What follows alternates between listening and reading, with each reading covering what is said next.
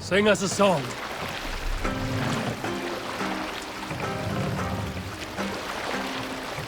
Sail out!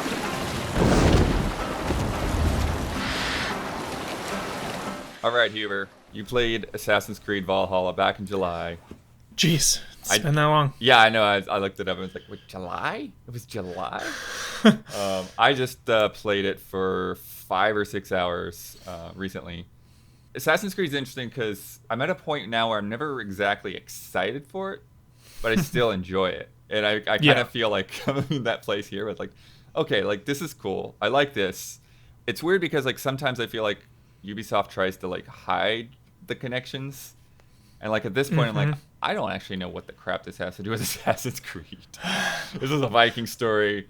This is an open world. You know, there's some things like getting sync points and jumping into haystacks and stealth, of course. But like a lot of this stuff, there's actually a point where there's like a place in your settlement with like an Assassin's Creed like logo, you know, like the symbol. Yep. And I'm like, oh, there's a cool crossover. Oh wait, no, this is an Assassin's Creed. Yeah. This is part of the world. But I haven't had anything where like he's referencing being an assassin or coming across a brotherhood or anything like that. I did start a little ways into the game. They didn't put me right at the beginning. I don't think I'm that far in because like there's like this strategic map and there was like, okay, we've got this location and we're about to like conquer the next location, and then there was like a dozen more parts of England all around it. Got it. Yeah, I feel like in Rogue they mentioned Vikings, and now we're getting closer to like the older games, maybe like Altair times and stuff. I forget exactly what date this game takes place. 9th century? 9th century? Okay, yeah. So it should be before some of those things, yeah. Before Altair, yeah. And I remember in Rogue, I'm pretty sure it's Rogue, there is some like loose Viking connections, so I wonder if, we're going to see some of that later down the line. Yeah, that's a good point. But yeah, I think the first thing I really want to get into is the scenario for this, because we basically played through a whole arc, a whole region or country. I think it's called like Mercia, and Cool. Rather than just like burning and looting everything and taking over by force, this is more of a political maneuvering, and it's kind of fascinating what they're doing. So they're trying to dethrone the current king and then replace him with essentially like a puppet king that's like an ally to the Vikings. And they make it very clear like that it's important that you don't kill this guy. Like we want to make it look like it's a legitimate change of power, that we have like all the nobles and stuff backing this guy up. And so it becomes a little bit more of this kind of mind game, which is very interesting, I think. Yeah, the political subterfuge. I'm totally down with that. And, maybe you can speak more to it, but the little bit I played back in July left me with hope for how the game would change depending on your actions. Did you get a sense that there are multiple ways to depose this king? Like, can you do it peacefully or violently? Can you kill him or not kill him? It didn't seem like there was a way to kill him. Okay. There was a choice at the end that I think that maybe you saw the second half of.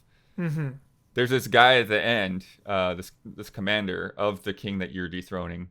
And after all the stuff has happened, and he's still holding on, he's still fighting for his king.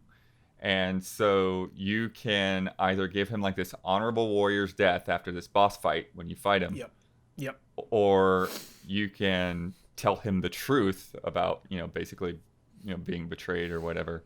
But yeah, so I ended up killing him and giving him the warrior's death. And then afterwards, the kid was asking me like, why did you do that? And he kind of explained it to him and stuff like that. And how it's more, be more honorable for a warrior to go out that way or whatever. But yeah, but that kind of ties back into like what I wanted to get into here first is just the kind of the strength of the characters and how many different little things are going on throughout this whole scenario. So yeah, so you have this, basically your puppet king, your upcoming king that's going to dethrone the old king.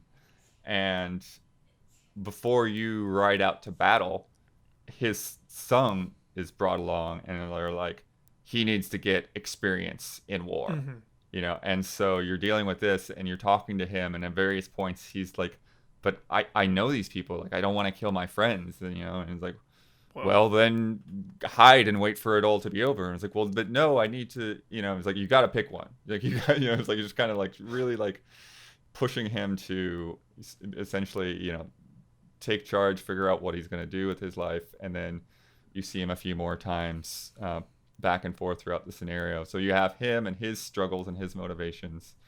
The guys who are essentially leading things in this region on the Viking side, they're the Ragnarsson brothers. So there's Ubba and Ivar. Ubba is more of the guy who sounds like the show Vikings 100%. Yep. So he's more of leading this whole political strategy and everything. Heck yeah. And he seems to be a little bit more mature. Ivar seems like a wild card. Like, you first come across this guy, the boneless. He's torturing spies. There's a point later on when you've captured the queen, because you're trying to find the king, because after you first assault the king's fortress, he's hightailed it. And so you follow a few different leads and go to a couple of different places in order to track down where the king is. And one of the ways that you try to do that is you find where the queen has gone hiding, and then you capture her, and you're interrogating her, and then Ivar comes in holding like a clutch of severed heads. And you're in a pigsty already, and he throws them towards the queen and her handmaidens, and these pigs just start eating the heads. And she's like, oh my gosh. She's so freaked out that she starts talking, you know. And then afterwards you have this moment to where you can like either like scold Ivar for what he was doing, or say, hey, that really helped, that like move things. I was at an impasse, and move things forward. Yeah.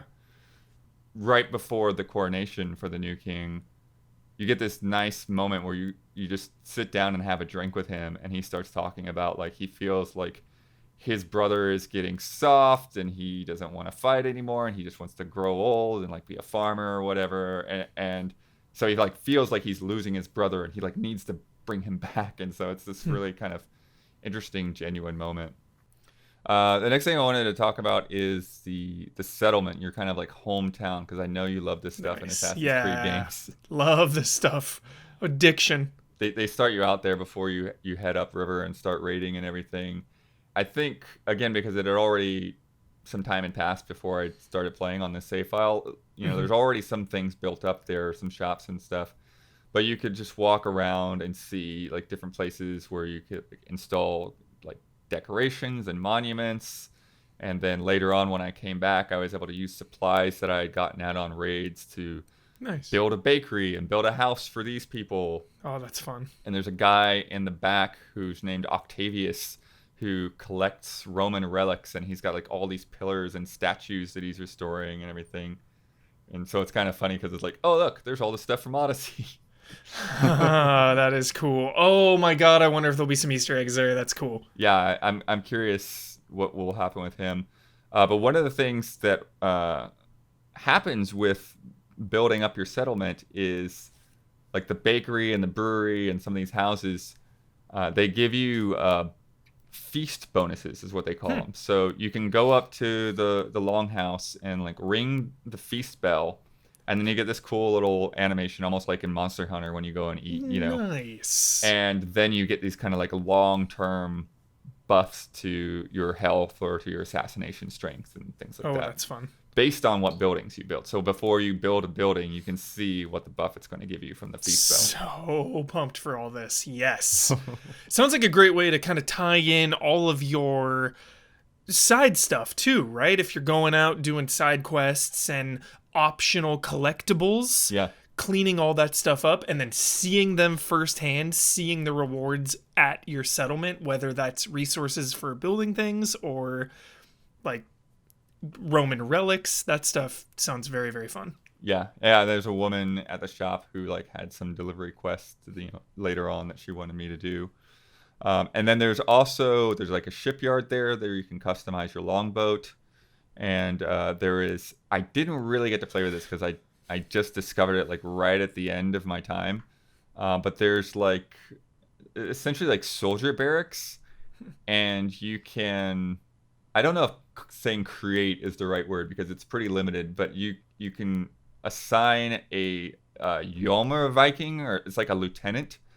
It's like a specific person that you can give gear to and stuff like that, who's going to fight alongside of you, an AI character.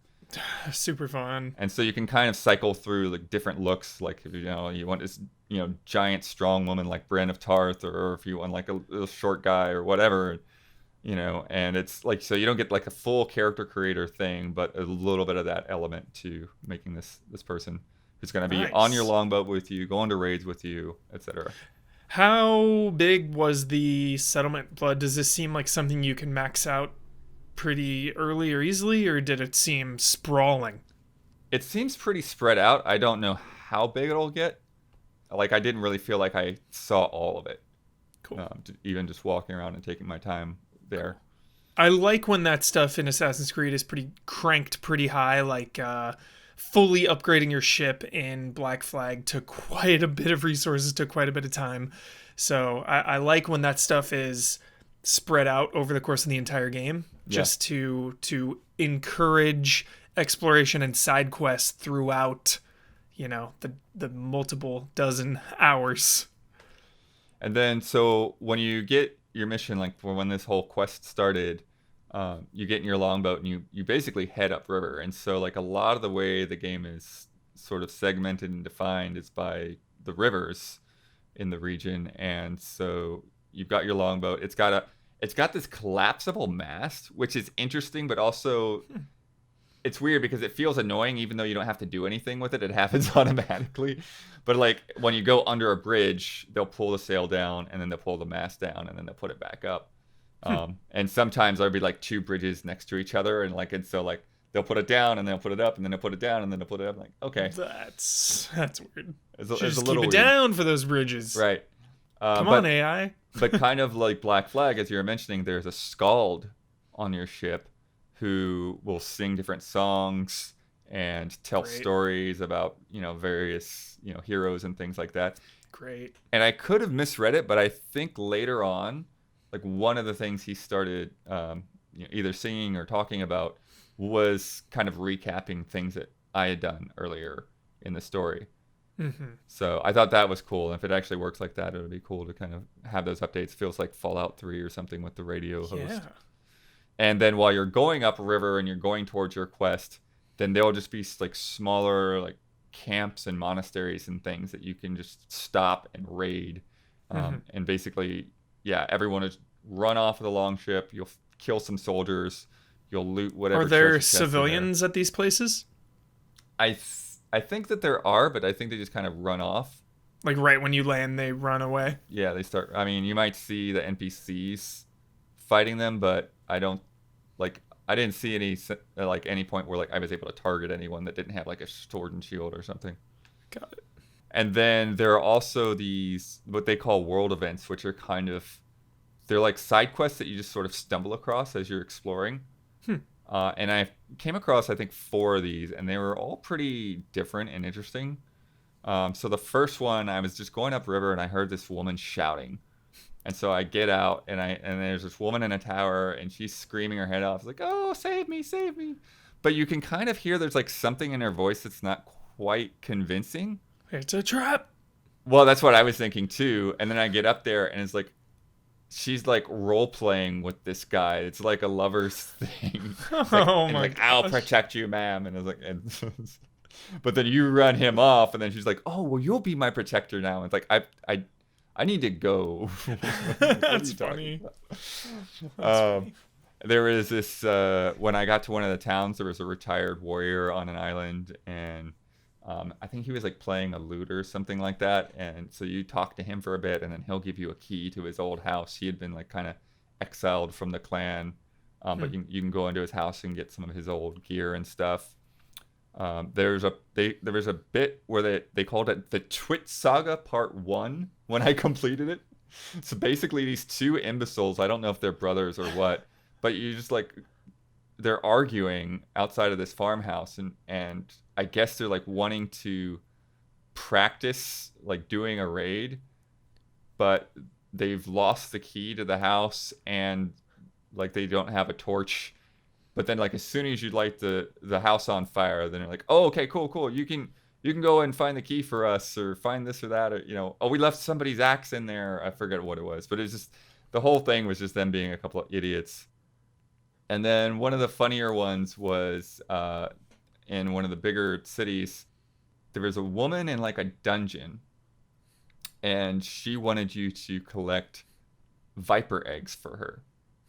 And so you go around just like killing a bunch of snakes, and then she'll give you like a key that like helps you get a shortcut out of the dungeon. And then there's a bit of comedy there, but I won't spoil it because it's a bit of, I think it's supposed to be a surprise. So Yeah, I hope I have so many things that I hope for with Valhalla, right? I'm going in with hopes, because with Odyssey, there were some good side quests, but like over the course of a 100 hour game, some of them would just get so repetitive, and Origins as well. Origins on Odyssey both, of just like, go kill the bandits that stole my goats, or go kill this tiger who killed my mom. And it's just like these really generic, samey, go here, do this, come back types of quests. But from what I've seen so far personally, and what you're telling me with these side quests, is they have personality. They have,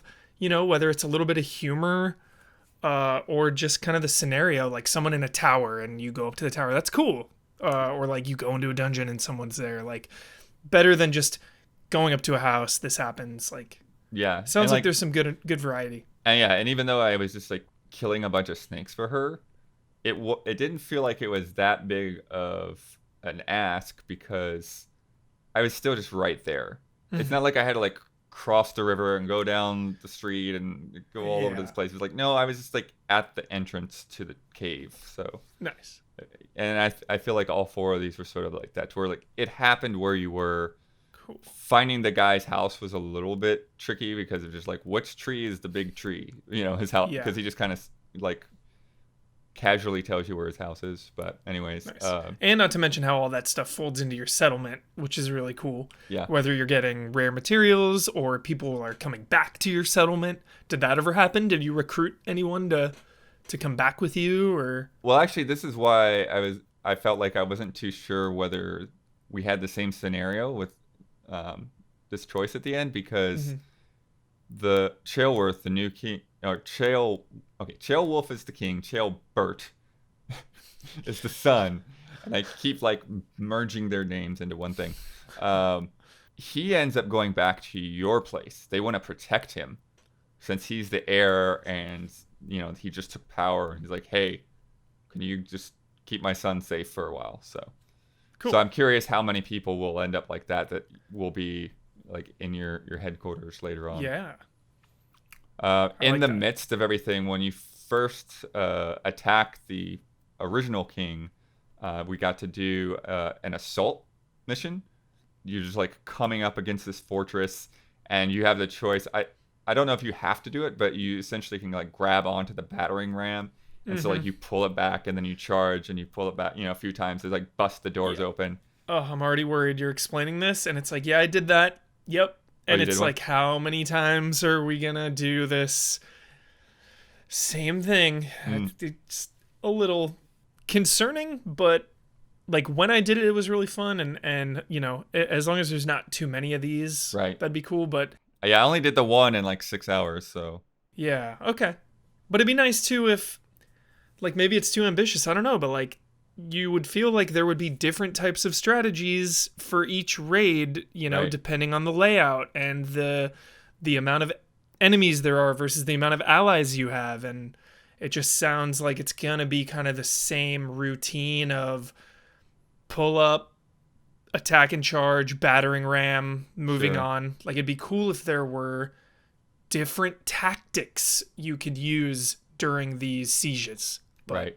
Who knows? Yeah, because I kind of think about, going back to Black Flag and like the forts that you had to attack, and those were sort of repetitive, but based on, how strong they were, that it could be more difficult to take those over. But yeah, I'm curious how many there will be and how much variety they end up doing with those. In terms of like combat stuff, since we were like playing this over a stream, like I still feel like I'm not I'm confident in like how I feel about the responsiveness of it. Yeah, tough to gauge over stream for sure. Yeah. But I used some axes, I used some daggers, I had a couple like huge like greatsword type weapons.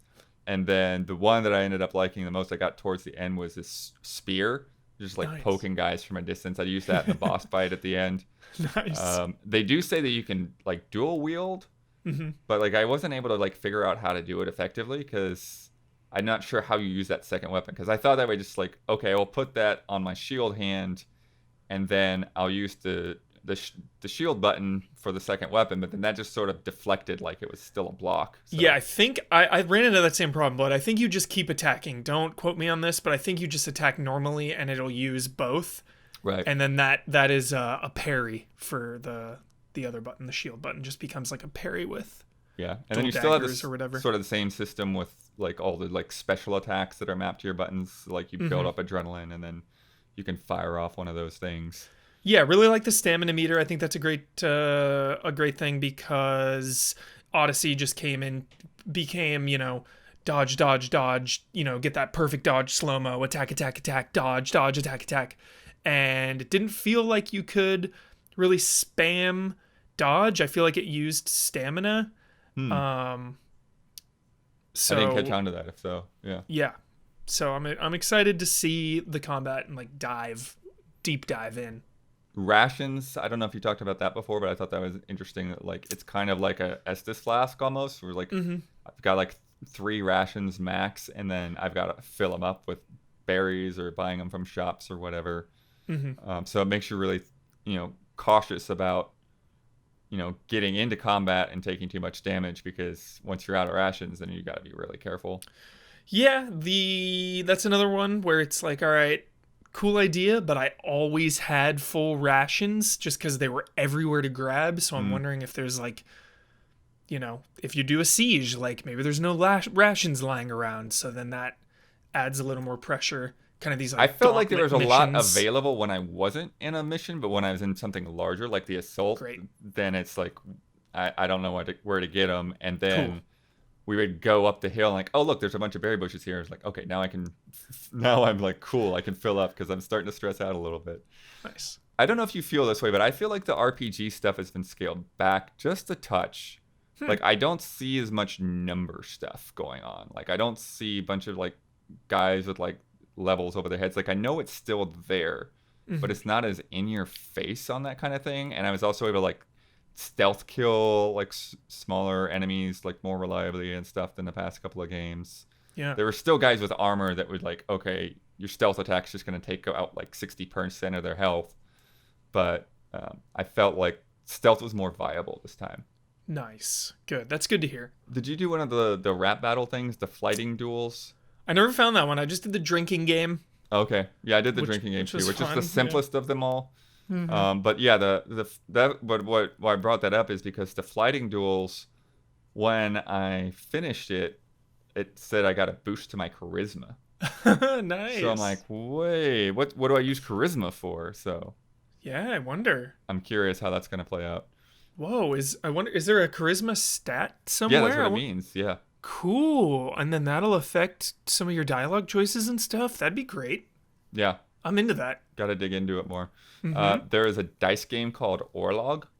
I think it's going to take a little bit to learn. Like, good. Oh, yeah, it's an actual game. Yeah, it's a little mini game that you can play in the camp before you do the assault. Yeah. And so, yeah, so you like roll your dice, and then basically they're like faces that are like attacks, and then faces that are blocks. So like, I think it's like a shield will block an axe, and a helmet will block an arrow, and then there's also a steel die. And so it kind of like so you get like a couple of different turns, and so like on each turn you can pick, okay, which of these die is going to be like my play, like what am I actually going to attack with or defend with. That sounds fun, Bloodworth. And then there I'm are so also into like that. these stacks of cards that you need as like a currency. There that- are? They're not like collectible cards. It's like a bunch. They're just like these flat, like I said, almost like a currency. And so you need enough of a stack to be able to call on the gods. And then if you have enough to pay the gods, then you can like do extra damage to them, and because you've got like lines of stones that are like your health bar essentially for each player. Nice. So Sounds very fun. I'm into it. I hope there's side quests around it because collecting Gwent cards was one of my favorites, but it doesn't seem like there's anything really to collect. Maybe you'll just battle people I in wonder the game with kind the gods of. if there is something, because it's like I only had like one. Dude, I You hope know, so. and then- Like side quests where you collect that stuff that feeds into other side quests. Like I'm all about that stuff. What else did I want to bring up? There was, oh, so one of the things, yeah, that I wanted to like as a kind of like a negative, and hopefully this gets worked out, is the UI with like buying weapons and armor in the shops. It was very unclear as to figuring out like, okay, how do I compare this to what I have in my inventory? Like, how do I know what I want to spend my money on right now? Because I just didn't have a good picture. And I saw a bunch of things with like arrows on them. It's like, oh, okay, I'll buy this and I'll buy this. And then I went in and I'm like, oh, the arrow meant that I have the resources that I can upgrade it, not that it was better than something I already have. God. And so it just kind of felt like a little like I'm not sure like whether I should be buying any of this stuff or not. And then I spent all my money on this stuff, which actually was interesting because then we went up to this informant that was like, she was like trying to play both sides of the war, right? Mm-hmm. And so she had info on where the king was hiding. And so you go up to her and like, and she's a Viking, like, you know, and she, like I said, she's trying to play both sides. She's just trying to be like a mercenary kind of thing. And so you go up to her and like, hey, we need to know where the king is, yada yada yada. It's like, well, I'll, you know, if for the right price, I'll tell you. I had no money, so I couldn't give her like a lowball price, Yeah. or the full price. That's And funny. like, I'm not gonna pay you. And then I stealthed into her camp and assassinated her guards and then stole the info. There it is. The info is always conveniently written down in their tent or something. Oh, but that is cool that you could sneak in. That gives me old school Assassin's Creed vibes. I love what you're saying, Bloodworth. Yeah, and then there was a city later on where it was, you know, because they were aligned with the old king. It was like they considered it a distrust area, and so there you need to put your hood up, and you need to stay away from the guards to not aggro them, and you can blend into places, and you can like, you know. Would a meter go up when a guard would go by? Well, you'd see just like the normal kind of like stealth meter that like. How long were you in this distrust zone? I was in there for a good bit, but I was able to bypass a fair amount of it by just like catwalking over to like ropes and things like that above the city. Yeah. But the other thing I wanted to bring up with the stealth is I feel like, and I don't know if maybe this was something that they had made better in the past couple of games because I didn't play them a ton, but I felt like this when you actually do alert somebody, that it doesn't just like alert everyone. Yeah. Which I appreciate. You know, I got into this fortress to like, you know, to capture the queen, and okay, there was this group of guards there inside, and I killed them, but I didn't have like people like running up the walls and coming in the windows or anything like that. You know, it wasn't like all of a sudden the entire fortress is alerted. So I like that. Yeah. Maybe they need to ring the bell or something, or get to like shoot a flare off or something to alert everyone till it's a full scale, you know, lockdown. But I do like that too, where you can like stealth, you know, it's punishing, but not fully punishing, where, you know, maybe you get caught, you kill a guy's in open conflict, and then you can re-enter stealth. I do like that just for flow. Yeah. Yeah, and I didn't really get to, like, I played around with it, but I didn't get to make use of it. But you can like use a drunk as like a distraction. Like you get the drunk angry and he starts yelling and stuff, and then the guards go see what he's doing. And did you pay him? You bribed him? I don't know I forget what you do, but yeah, so you basically get him to like just start raising a ruckus one way or the other. That's fun. Yeah, I mean, I think that kind of covers like everything without like going beat by beat, but it was the scenarios and the sort of political wrangling and the characters, like the fact that like every character I felt had some kind of motivation and some part of what was going on. I appreciate, and I hope that's true throughout. And like you said, I hope that these stories branch a bit more. Totally. Yeah, I've got a lot of hopes for this game. I'm super attached to the franchise. I like to say it's the Marvel Cinematic Universe of video games in a way, just because we've been playing them for so long now, you know? There's a lot of franchises out there, but this is one that's been going for a very long time that is all interconnected. It is one big sprawling story, and I'm very invested. And this is a very interesting time. You know, I love Vikings, but the political vibes of it all, and just like deposing kings and, you know, installing your own puppet king in there sounds really cool. And of course, you know, it's after Odyssey, but before Assassin's Creed 1. So maybe we'll get some tie-ins to that stuff. So there's a lot of hopes for this game, Bloodworth. Yeah. Yeah, like I said at the beginning, I'm not sure how this ties into Assassin's Creed broadly. But even it's just like, you know, the Viking story itself, I think, is standing up pretty well so far. Nice. But thanks for talking with me, Huber, and look forward to getting further into the game next month. Absolutely. Thanks, Blood.